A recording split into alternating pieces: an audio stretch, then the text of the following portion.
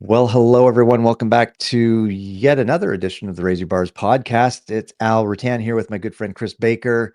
Chris, is actually we had a break last week because you were in We did. sunny California.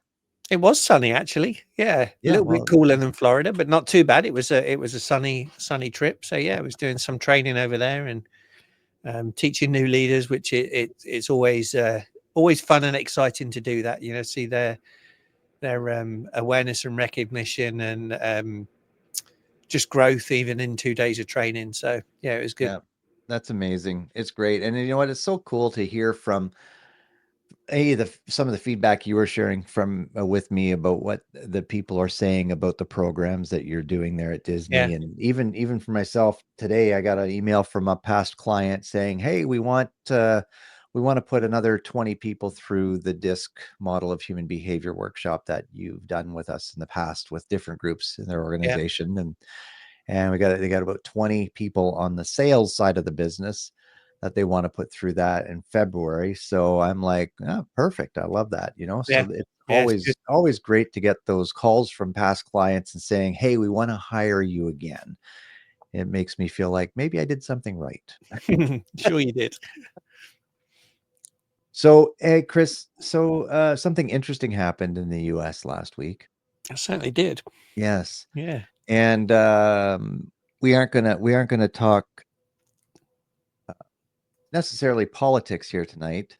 We're going to take a little break from going deep dive into Chris's book, um, and just talk about some of the stuff that went on last week.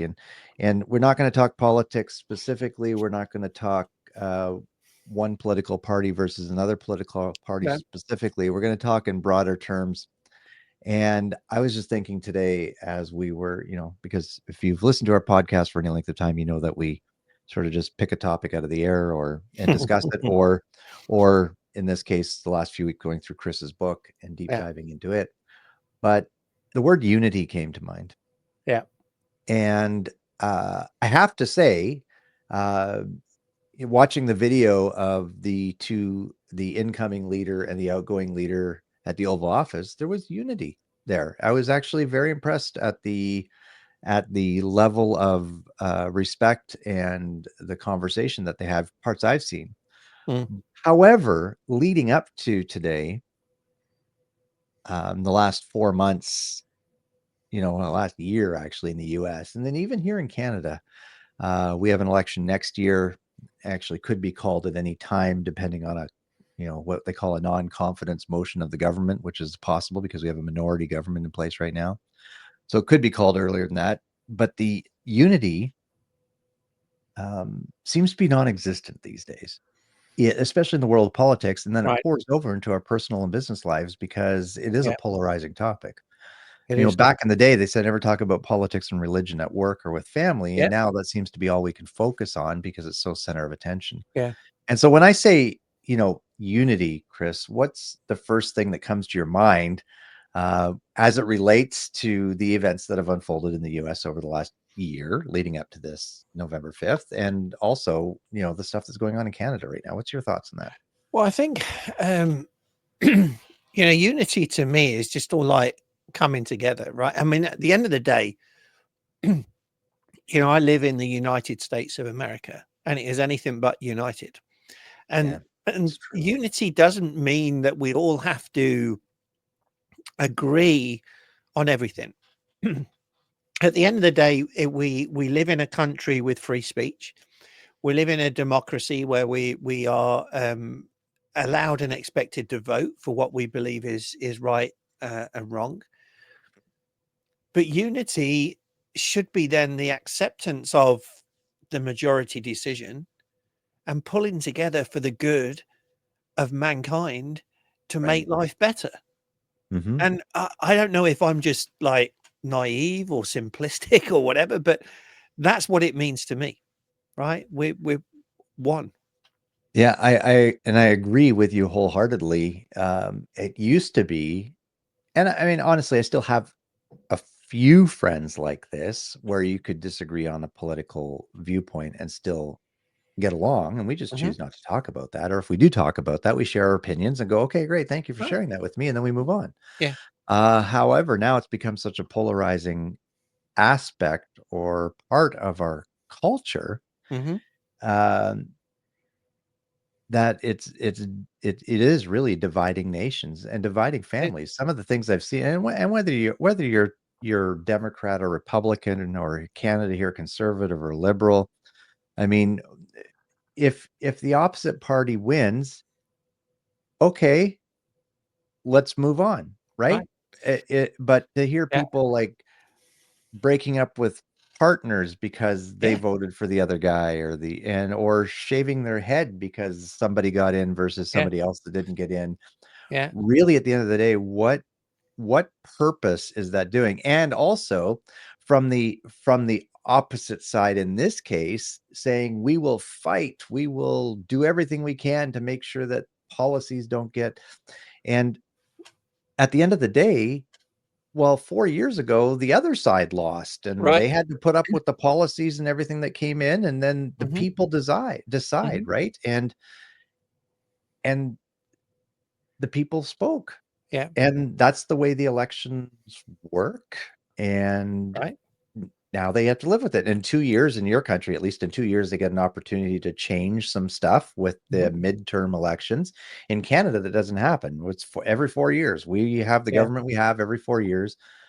Unless they're a minority government and the other political parties team up to Mm. topple them, and then we call another election and do it all over again. Yeah. But I mean, it's sad to me, and it actually it breaks my heart, honestly, to see a a civilized society.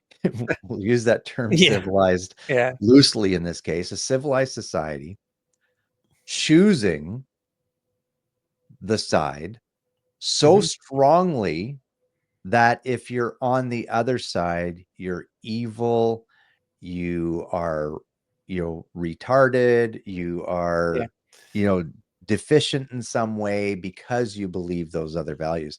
Well, But again, in this case, I mean, 74 million people voted mhm. for the person that got in, Right.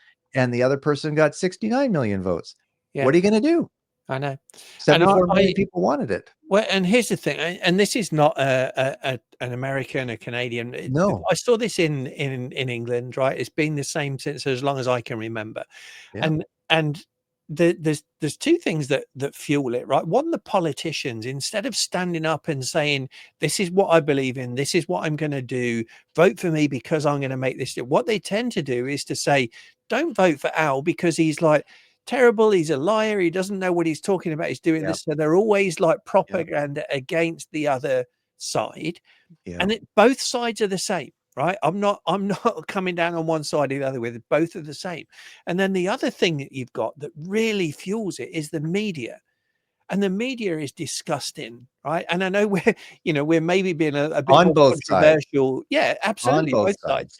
sides. And what they do is they'll take a video, right? They'll take a speech or something, and what they'll do is they'll take a clip out of it and they'll take it all out of context because they'll remove a part that would put a greater context on it, and they just play the bit that they can then say, look at this hatred, look at this disgust, look at this poor behavior. But both sides are doing it, and then you have some totally biased TV shows that just, again, incite hatred. And I Yes. don't know how these are allowed to be on the TV No. because, like, you know, There YouTube and Facebook or whatever may well, like, take us off for saying things like this, right? But right. they'll allow these shows on the TV. Yeah. Well, there used to be a broadcast code of ethics, Oh, back in the yeah, day, and we still have that in Canada, but those ethics have been blurred yeah, watered the down. lines have Yeah, been blurred, yeah, or definitely we're raise your bars. We want to raise our bars and yeah, be above and beyond and rise above this, but they've definitely lowered the bar in a lot yeah, of cases for what's acceptable nowadays versus in the past. But you have to think, folks, when there's unity, great things can happen. And exactly. I was just doing a little bit of research, unity in politics beforehand, googling some things, and just an example, here's a pretty good example of some bipartisan efforts that affected real change within the US and Canada, and that's civil rights. Hmm. Right? Without both sides coming together, setting their differences aside and saying, you know what, the race shouldn't matter, gender shouldn't matter.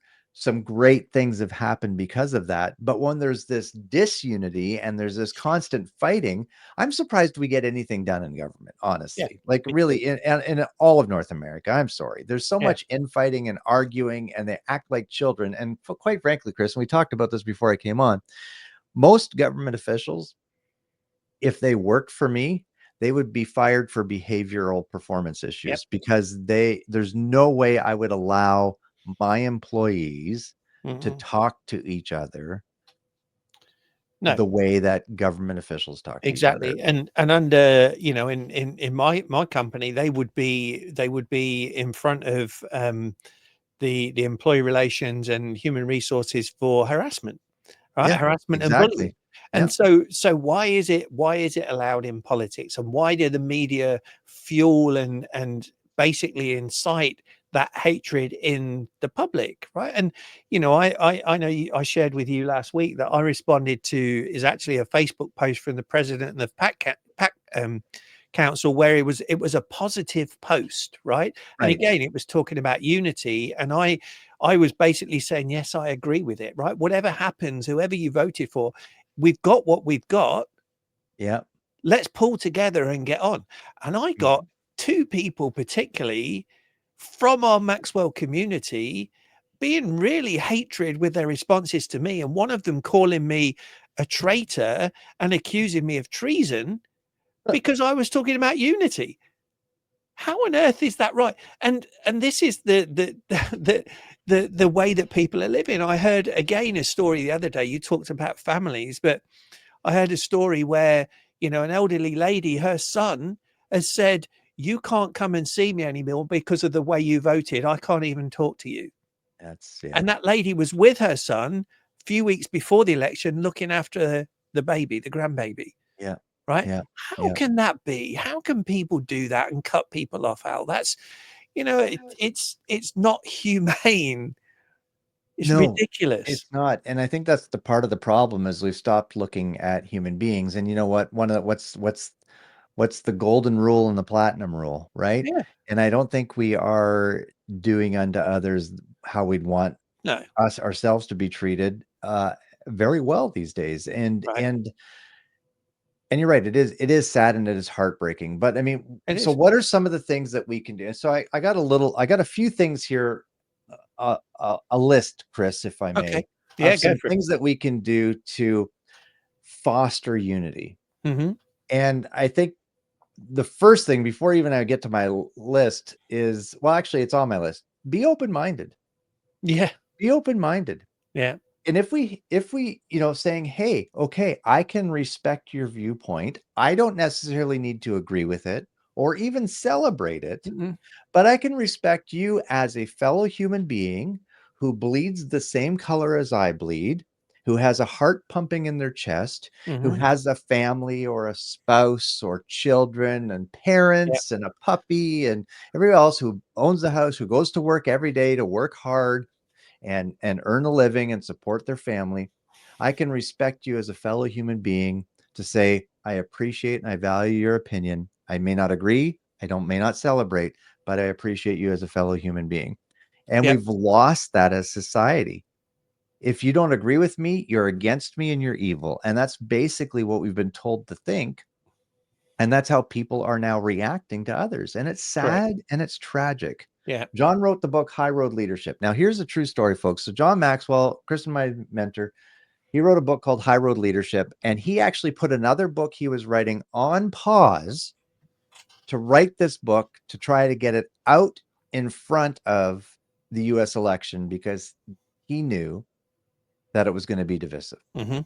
And high road leaders do not practice disunity No. or divisiveness.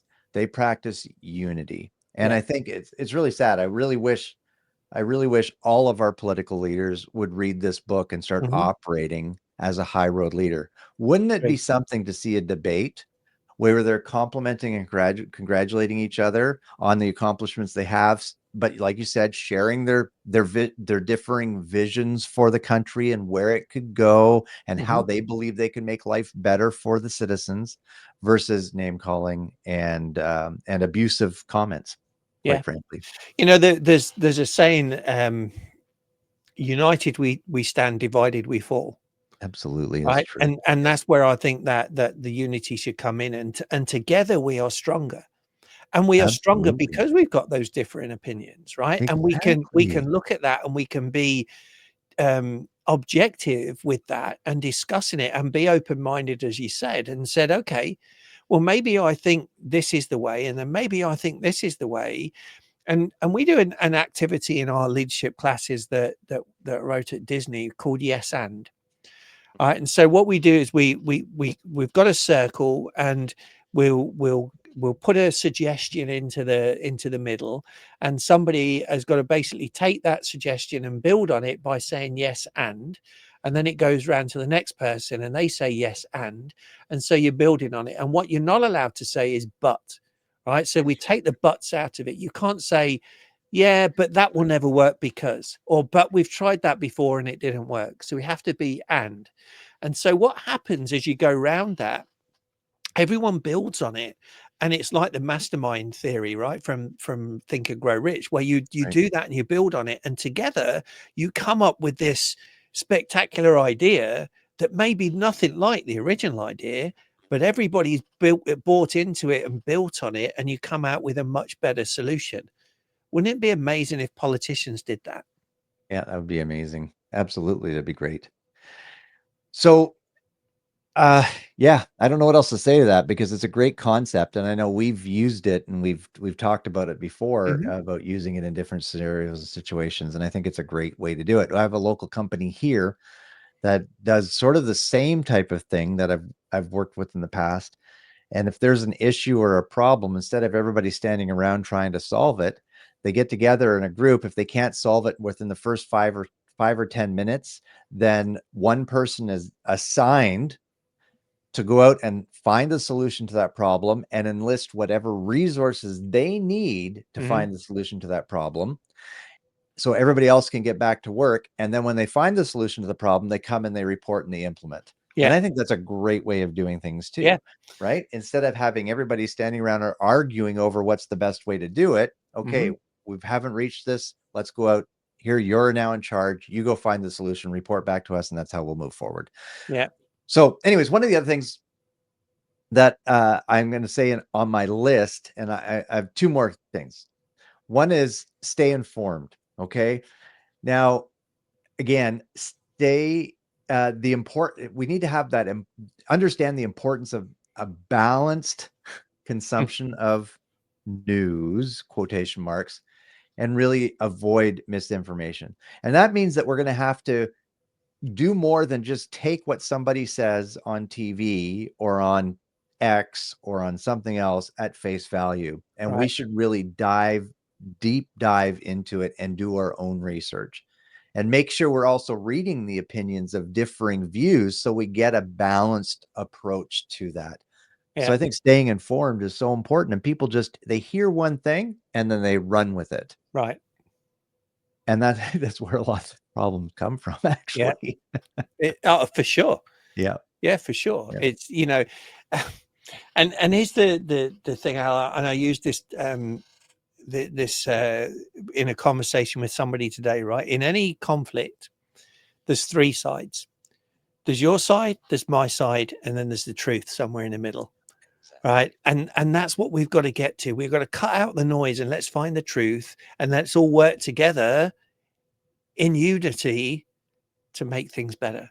Yeah, And to absolutely. me, unity is an abundance word. Division is obviously a scarcity Scarcity word, word. right? Yes, And absolutely. and so we got to get away from the scarcity, because if we live in that scarcity, you know what? We're going to attract more of that crap. Mhm. And we've got to get into the abundance and attract the good, and say we are where we were, we are where we are. Sorry, how can we make it better? Right? Better. How can Yep. we move forward together and get a better life? And how can I do my part as a citizen to bring the very best, Exactly. right? Yeah. So Exactly. the last point listen actively. And I think this is a problem that a lot of people just don't do well Mhm. today. And it For kind of sure. ties in with the staying informed and the misinformation and doing your own research, but actually listen to Mhm. somebody. Allow them to feel like they've been heard. And I Yeah, know in a lot of conflict situations, it's a misinterpretation of what somebody has said, or 100%. it's me not feeling like you're actually even listening to me and being heard. Yeah. And I think then that in turn Mhm. causes that conflict and that division Yeah. versus bringing unity. Yeah. So when For you sure. hear listen actively, Chris, what's the first thing that comes to your mind? Well, How do you actively listen? active listening is one of the lessons in our leadership training that we get the best feedback on. And it's the reason being is that people don't generally practice it, right? And so it shouldn't be a new concept, but it seems to be. And so one of what I always will say to the class when we're doing it is that most people listen to respond. Right. Active listening is listening to understand. It's taking time, it's putting away all distractions, it's staying focused, it's being present, it's asking questions to understand, Right. and then maybe summarizing what you've heard. And again, listening to understand, not listening to get Mm. defensive, not No. listening to defend, not Mm-mm. listening to argue your point back, but actually listening to understand the other Yeah, person's point of view on a exactly. topic. Yeah. And I think that the technology has got a lot to answer for here, right? Because we live in that society where I call it the microwave society. We want to do everything. We think that, and a lot of people think that multitasking is a skill, and I'm a great multitasker. I can do all these things at the same time. No, I'm you can't. calling BS because you can't, right? Your brain is only capable of focusing on one thing at a time. So you may think that you're listening, but if you're on your phone, all right, if you're reading a book, if you're looking at your computer, you're not listening. All right. You'll hear snippets and then you'll make your decision based on those snippets and then you'll react. Right. Yeah. And that's not active listening. Right. Just think I'm laughing when you're saying this because I can't tell you how many times my wife just goes, do you hear what I just said?" Exactly. Yeah. "No, Yeah. sorry." "Well, Yeah. forget it then." "No, no, no, no, no, tell me, I'm Yeah. listening now." I'm interested. No, you're not. Yeah. But it happens all the time.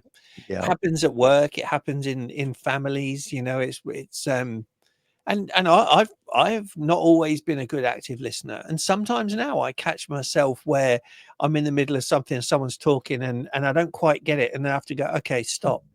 yeah, Right when sorry. I've one-on-one conversations with people, I'll turn away from my computer. I'll turn my computer off or put my phone down.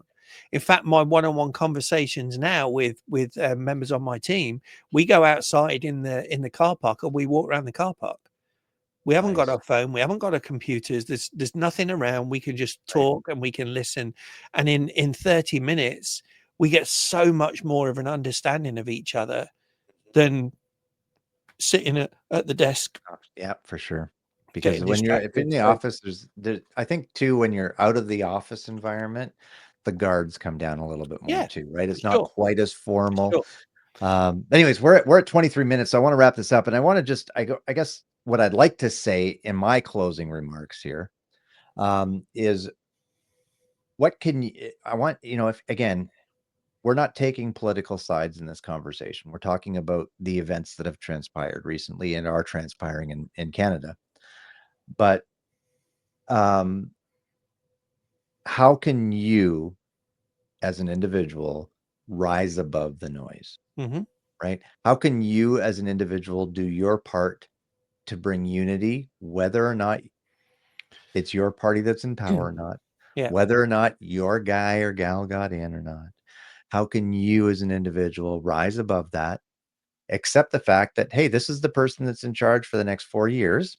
yeah, How can I make the very best of it and be a yeah, good citizen, be a good neighbor, be a good community person, and bring unity to my country? yeah, and I'll add to that, Alan, say that, the universe gives you who you are, Mhm, not what you want. mhm. So if you are being somebody who is antagonizing other people, if you were being somebody that is living in that hatred and that negativity, sorry, but you're going to get more of that back in return. Yeah, absolutely. So it is time for you to raise your bars, right? And that is your behaviors and your actions directly equal your level of results and success. Absolutely. So be honest with yourself. And if your behaviors and actions are things that, if you saw that in somebody else, you wouldn't be proud of them, don't be proud of yourself, because your results and success are going to be lower than you want. And my goodness, if you have children, what kind of example are we Yeah. setting for our children? Like Yeah. it saddens me the example that we're setting for our Yeah. children with some Exactly. of our. Anyways, great point, Chris. Let's go out there and raise our bars, folks. Let's Yeah. rise above the noise. Let's be great citizens and be good neighbors. And until next time, Yeah. we'll be back next Yeah. time. Have a great week. Take care, everyone. Bye. Bye for now.